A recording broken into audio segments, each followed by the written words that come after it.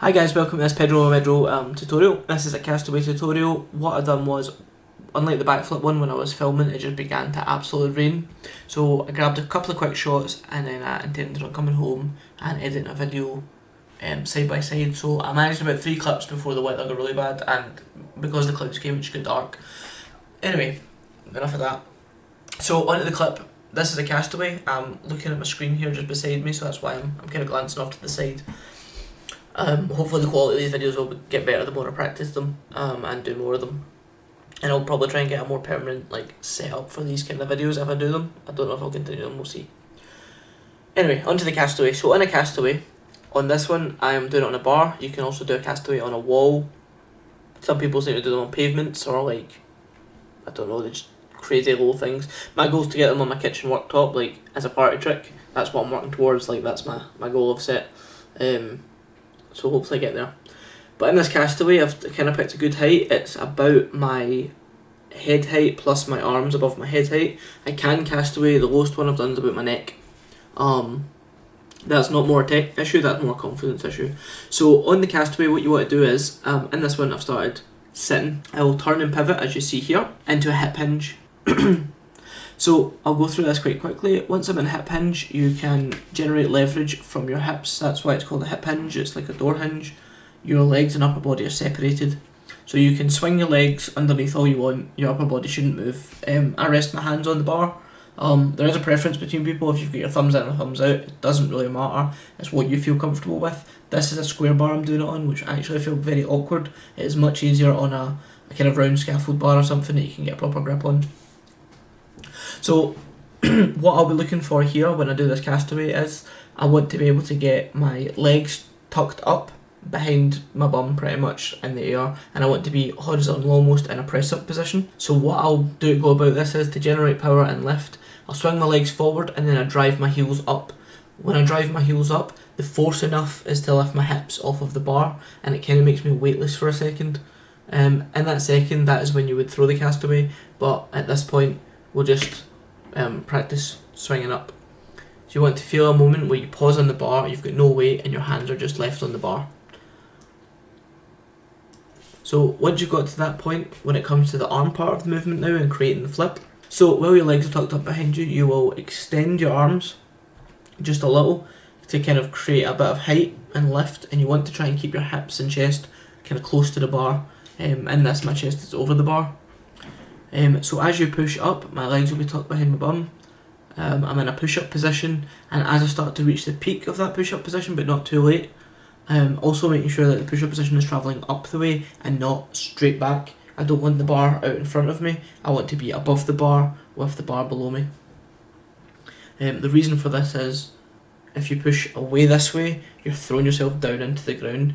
When you do the push-up, if you're going up, the whole move will travel up before it comes down.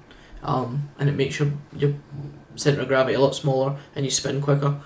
So once I'm at the peak of the push-up position, I want to unleash both legs. So what I'll do is I will do the longest way possible for my feet to travel until they're almost just past underneath me.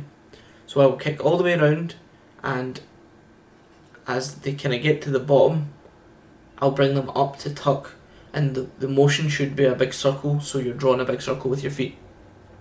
So what I'll do is I'll push, I'll kick, and as my feet are coming up, as my hands leave the bar, my knees should just be right there. Just push off, grab your knees, and tuck. Now I don't recommend immediately spotting for the ground, because what you can do is lead to arching your back, which can ruin the shape that you're going to be hitting. And it can also ruin your tuck. It can make your hands slip off your tuck, because where your head goes, your shoulders fall, then your chest falls and everything. So what you want to do is you want to kind of hold the tuck for a wee second, and then once my feet are kind of above the bar, I begin to spot. So I'm head facing the ground, I can see the ground, and all I do in my head when I do a castaway is that I'll just push my feet towards the floor. Then there's a couple more examples I'll show you here, and I will just point out some things about them. So moving on to the second clip,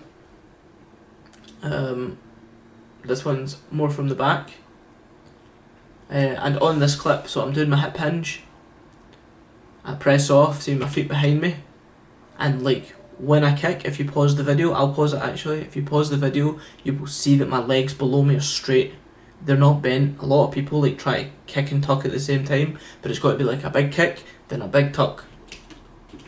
So once my feet are below me, I then literally just lift my knees up to my chest. And it works wonders. Like, it's definitely like the best technique I see for castaways. A lot of people what they'll do is they do the push-up position, they'll put their legs out behind them, they'll push off and tuck, but their legs don't do any work. And I see a lot of them, they land short, or they can't do castaways low.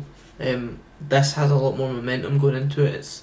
It is the technique you use for like a laissez gainer, where you put your hips forward and then kick your legs through, and that generates your spin. Castaway works on the same principles.